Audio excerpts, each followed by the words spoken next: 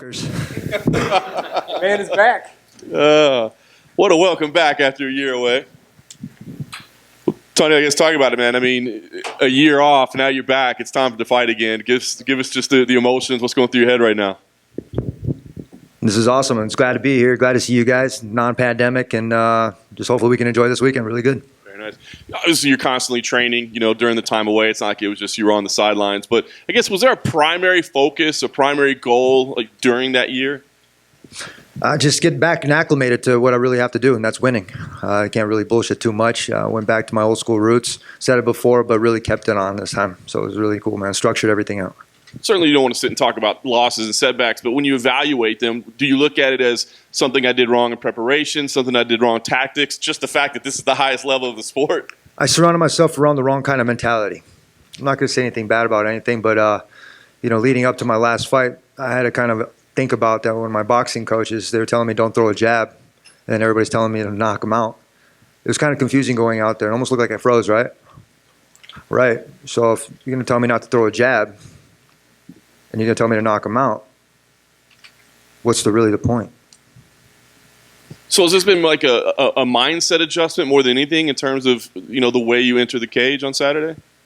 I had to stop thinking all about the bad shit and just kind of just focus on what's really important, which is just having fun. If I'm not having fun, I'm not going to go out there and have a good time, which is obviously you guys saw that. And I've been in enough positions, bad positions, where I thought that Khabib would actually take a fight. And the pussy's still scared. So nothing to him, you know what I mean? But with Chandler, I wanted this opportunity for a long time. I feel like he cut in line. It's not his fault. That's always on Dana. But, there's only so many times where you can fight for the interim belt as well. But I had to put all that beside me and be able to get back to my roots, which was having fun, smiling, and being able to enjoy this kind of stuff again. Yeah.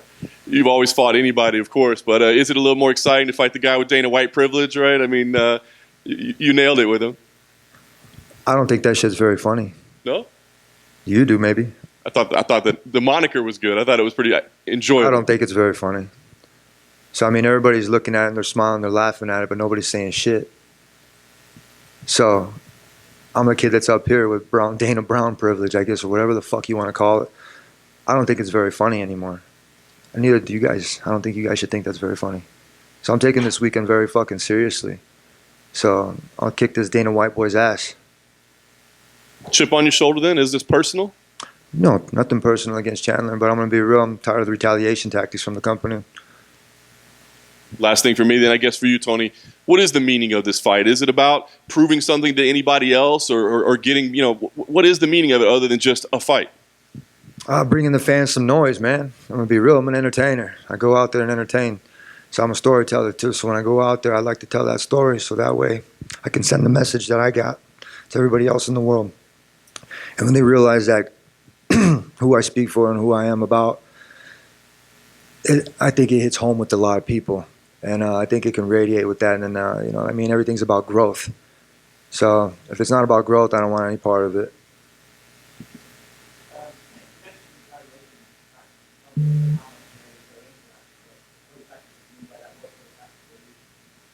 We'll talk about that after I win.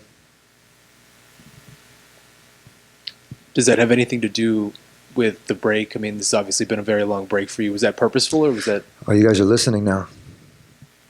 That's interesting. That's cool. This is why I haven't done any interviews.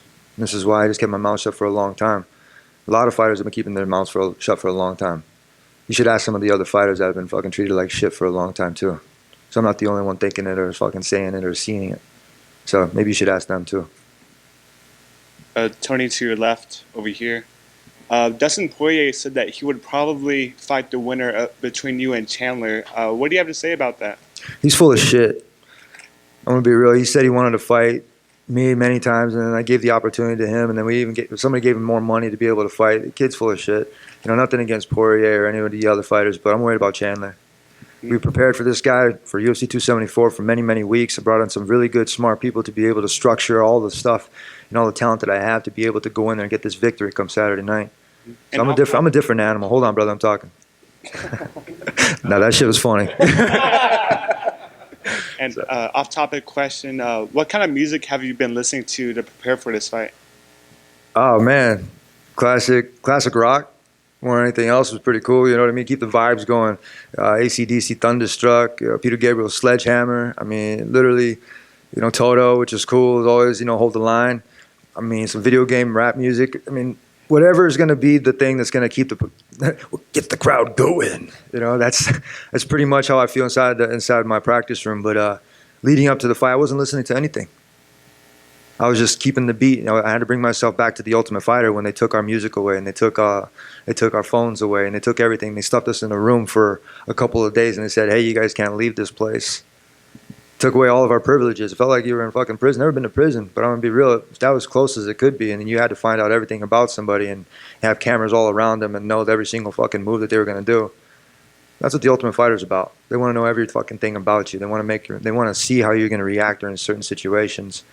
But I was handpicked by Dana White, and I won the Ultimate Fighter. I knocked everybody out at 170 pounds. And they've been making me cut weight. They made me feel like I was inadequate going up to 170 again. They made me feel like I could not do that. They made me feel like I had to lose weight over and over. They didn't care about how I feel. They don't care about how I was treating my body or how I was treating my mind. It's kind of fucked up, pretty much. If I wanted to go back a weight class because of my health, do you think they would care? I don't know. Maybe you should ask Dana. When you look at Mike, when you watch him on tape and you look at what Mike Chandler does, why is this a good matchup for you? Oh, man, he likes to go toe-to-toe. He wants to fight in the box. He likes to get hit once in a while. It gets him riled up. He's a good puzzle, man. I'm going to be real, but I think he's looking past me. I mean, I don't talk to myself in the third person at all, and he kind of does, so we got to battle his ego first. Come past that ego, he's going to break. So, I mean, I'm not trying to pump myself up more than else than I have to because, I already did that during strength and conditioning. My physique is different. My mental is different. My whole mindset is back to where it needs to be. It's a varsity mentality. When you say you think he's looking past you, what makes you say that? Like, what are you seeing? I don't know. I don't really listen to him too much, but I heard he was talking about Conor McGregor and the next fights and everything, and that's cool. Good for you. You're going to have your hands full come Saturday night at UFC 274. So I'm going to go in there, have fun, smile. I'm going to throw some punches, throw some kicks and knees, put this kid in a clinch and put some hurt on him. So I'm going to make him bleed, make him see his own blood. I think he likes that.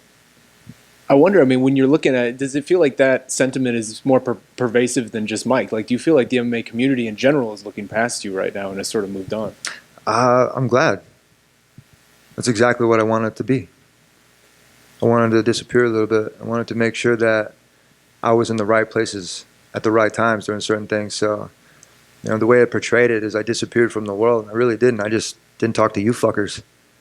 So I don't owe anybody anything besides going out there and giving my best and making sure I walk out the same way. And, best of luck to Michael Chandler and myself. May the best man win. But come Saturday night, my hand's going to be raised in victory. Well, the last one for me, I'm just curious. Obviously, you've been in a lot of fights like this with Mike. I think a lot of fans are very excited for this fight because it seems like it's going to be very exciting. I just wonder, can you describe to us or maybe somebody who hasn't been in there what it feels like to be in these sort of gut check, blood and guts type of fights like I think a lot of people expect this one might be? First you gotta go through fight week. And that's the best part. You show up, we're cutting weight, and then we have to do media, and then we have to cut weight, and you have to do more media, and you have to do photo shoots. And then it builds up. It's kind of like when you're building a fire rocket or firecracker. You know what I mean? You're building in layers, but you have to be very careful. And when you're doing that, when you're being really careful with it, there comes a time for celebration when you're able to light it and then making sure that it goes out right. So when you're doing stuff like that, I really deal with fire techniques and stuff. I have friends that do that. But it's dangerous. So if you're not being careful during fight week, you're not going to go out there and you're not going to have a good product on Saturday night. So come Saturday night, everything's going to go well, man. There's a lot of things going on in the world. So if we can bring a little bit of entertainment and a little bit of smiles to everything that's going on in the world, that's pretty cool, man. So if people like bloodshed, which is cool, but as long as nobody's fucking having, too much of it, I guess that's a good thing. You know what I mean? But like I said, come Saturday night, everybody's fortunate that you have warriors going out there and doing their job. I think we're underpaid, personally. I'm going to be real. I'm not going to say it too much. I mean, Dana said something the other day, and I put it on. It's on my phone. I think it was MMA Fighting actually reposted it, talking about how boxers are overpaid. I asked Dana to box. He said, "Fuck no." I'm like, "Why?" I wanted to go play. I want to go play baseball. I want to go do other pro sports. I'm an athlete. I grew up playing different different sports at a very high level. We're in a state championship football ring right here. We were 27-1. You know, I come from Grand Valley State University as a wrestler. I want to go do, pro wrestling. You know, I got Brock, Uncle Brock, that's right there watching me. I want to go do all these couple things, but then I have this guy right here acting like a fucking drug dealer telling me I can't go and do this shit. I want to go make more money for my family. You know, I'm watching Embedded, and I see what Brian T. City, and I see his agent up there, and he's like, oh, and he was funny because he made a joke where he was like, you're making money now. And he talked about his agent, and he's like, where you getting your money? There's too many levels of things right here where I got pissed off at, and I had to kind of put that besides me. You know, you make your money by winning. You make your money by showing up, winning, and having good performances. Right now, I guess we're getting paid crypto, I guess, huh? You know, they're following everybody's suit. They're kind of waiting for everybody to speak up. They're waiting for everything else like that. I'm waiting for insurance.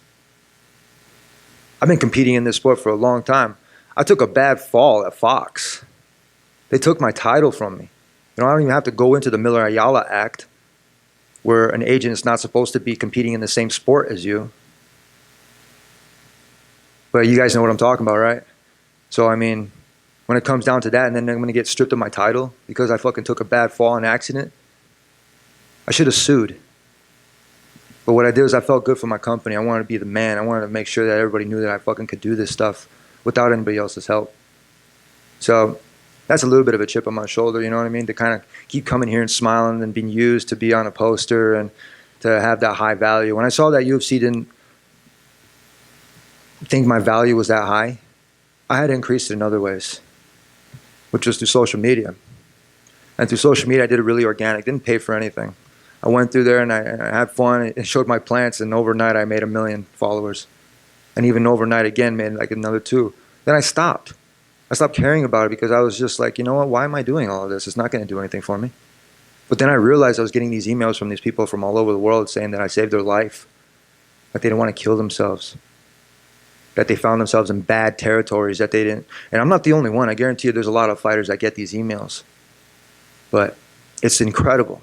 And so all those guys that are out there watching and listening, and you kind of hear me getting pissed off all the time, it's cool, it's fun, I'm all right, okay, we're going to be okay. You know, it's okay to get mad once in a while, but you have to channel that shit in the right way. When you channel in the right way, good things happen. You win championships. You go out there and you have victories, and then you end up building your fan base. So, you know. I mean, I just wanted to follow up on that. I mean, do you feel like you're being stifled? Like, it feels like you're almost kind of over it, but maybe conflicted about that? Nah, like I said, I had a nice 1.5 years to think about everything. It's kind of like being put on restriction a little bit. You know what I mean? Just kind of had time to sit there and just kind of thinking what I wanted to do. And during the time I shouldn't have fought, I was injured. You know, when after that Gaethje fight, I broke my toe. I didn't even know I broke my foot. And I was so injured on my legs. I didn't even want to go down. I didn't get knocked down. I kept fighting through that. I thought about Jesus, man, carrying the fucking cross, and that dude would not quit. Every single time that they would beat him down, he would get back up and he would keep moving forward. I was thinking that whole entire time when Charles had my arm out like that, I was like, he didn't tap. And I remember my kid, he had his arm hyperextended. You know, one time I was like, hey, careful, you know. I was like, you don't want to hurt yourself, but he's naturally like that. So when I'm in the fight, I'm thinking about my son. I'm thinking about my arm. I'm like, go ahead, break the fucker. I was like, because I'm going to beat you with it. And in the third fight with Dariush, it was the same way. These were all tests and mental battles that I went through because I wasn't ready to win yet. I wasn't ready to have that championship belt. I wasn't mentally there yet.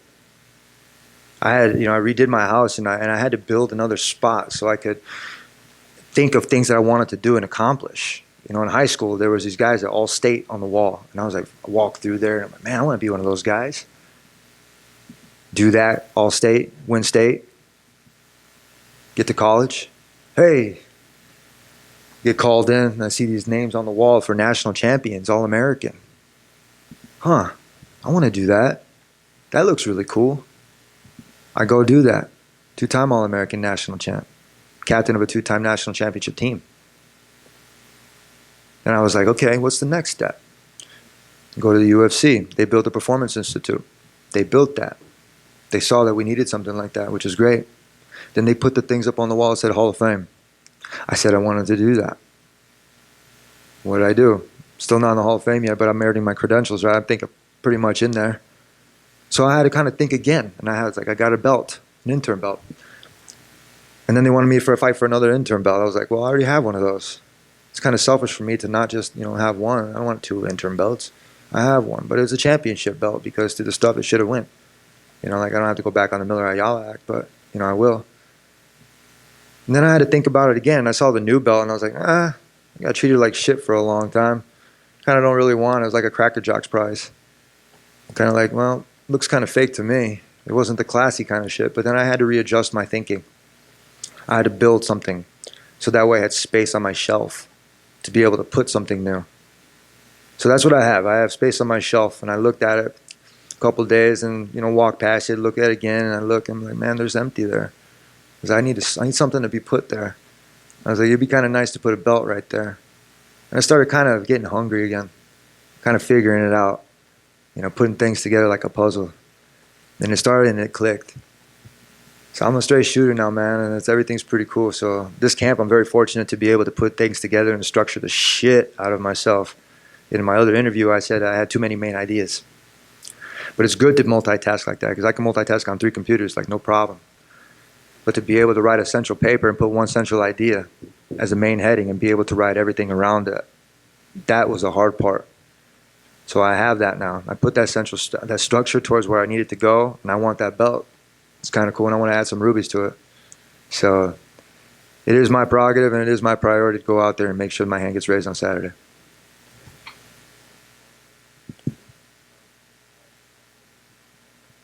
All this said, is this where you want to be? Absolutely. Yeah, for sure. I'm not sure, you know what I mean? They wanted to extend my contract after this one. They sent me like an extension on my contract, and they signed it. They didn't even know that they sent it to me. I was kind of like, why are you guys making me feel like shit? I was like, I've always been for the company. You know what I mean? I've always done everything. Let me go back to when I was injured. I took the Oliveira fight short notice. I did that because I was like, you know what, they need somebody. I was like, it's kind of cool. The kid's got a lot of talent. I was like, you know, he deserves a shot. I was like, fuck it. I'm going to go out there. I'm going to do what I got to do. We practiced zero jiu-jitsu. Zero jiu-jitsu. But when Joe Rogan was talking, it looked like I didn't know what the fuck I was doing, yet I was more active on the bottom than Dustin Poirier, and I didn't hear one fucking word talk about how bad his jiu-jitsu was. So I'm going to be real. Like I said, I had to go back and I had to watch my fight films without that commentary. Because people listen, they're like sheep. I'm going to be real with you. Sometimes, I'm going to be real, the commentators are talking to them like they don't know what the fuck they're talking about. And they're making guys like me sound like I'm an idiot, for one. And 2, that I'm out there and I don't know what the fuck I'm doing. So I had to kind of take that. And I'm going to be real, like I said.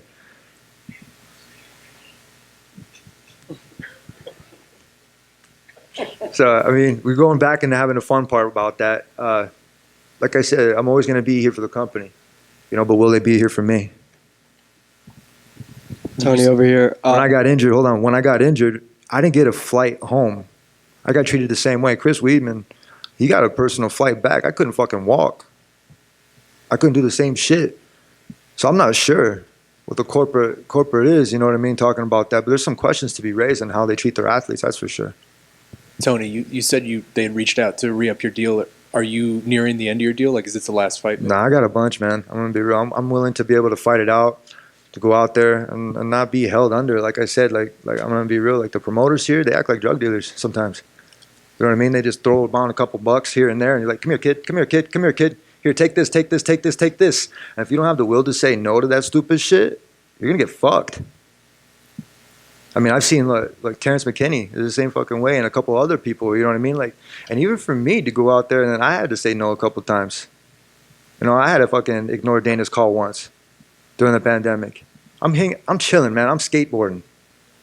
Why? Because you know what? You didn't answer my phone call. It's not going to be about that because I'm having fun. I'm doing something for myself, which is cool. And it took a long time to be able to think about myself like that because the company for a long time, they treated me like shit. You know, and that's a lot of underlying stuff. You know what I mean? So, you know, you talk about event ops, you know, they're trying to, you know, come out here and search for me to sign my fucking contract. And I'm like, you guys are sweating bullets, huh? Well, that's how you guys make me feel sometimes. So, it's not fair. Tony over here. You mentioned going back to your roots and Grand Valley State. You recently brought your former wrestling coach, Dave Mills, back into the mix. What prompted you to start training under Mills again? I've always trained under Mills, just nobody knew about it. Yeah. So, I mean, he's always been one of those great mentors for me. Gave me the chance and the opportunity. Funny story, really quick. As I go out there and I'm bartending, my buddy calls me up. He's like, Tony, we need your help. I'm like, what are you talking about? He's like, we got a guy named Gitch. You know, he's preparing for a 3-time national champ, 4-time national championship. We'd like you to come in and practice.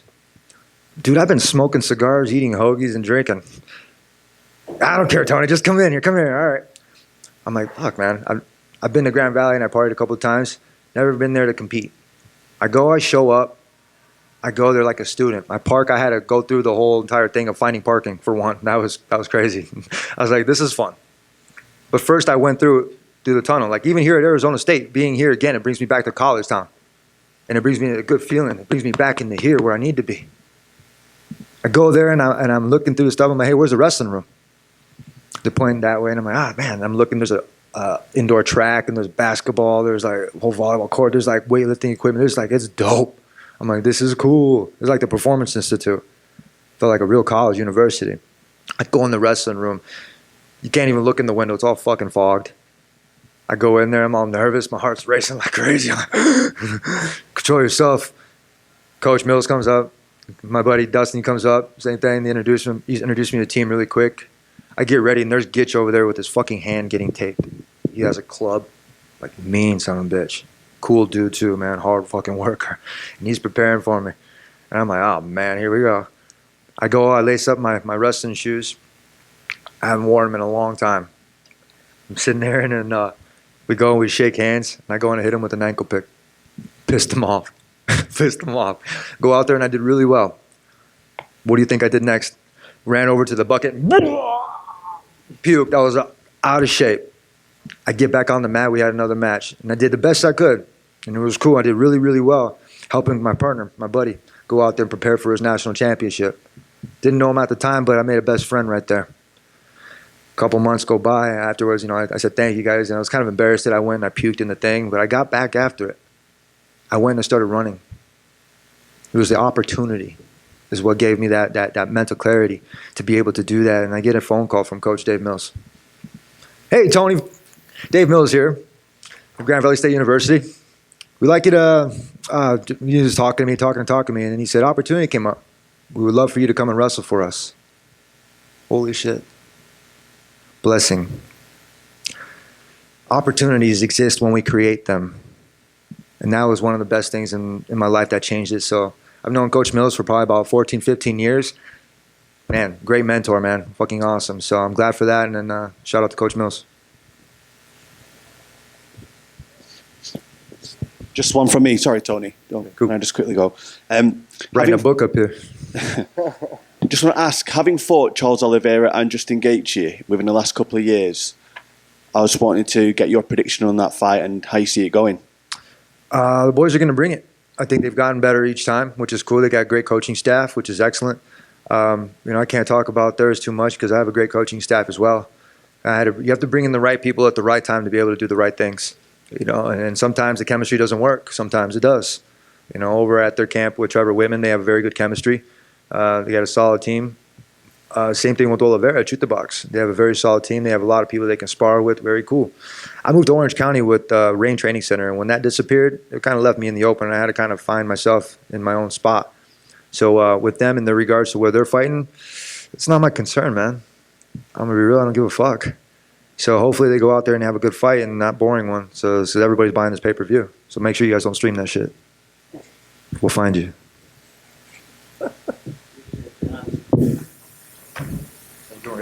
Thank you.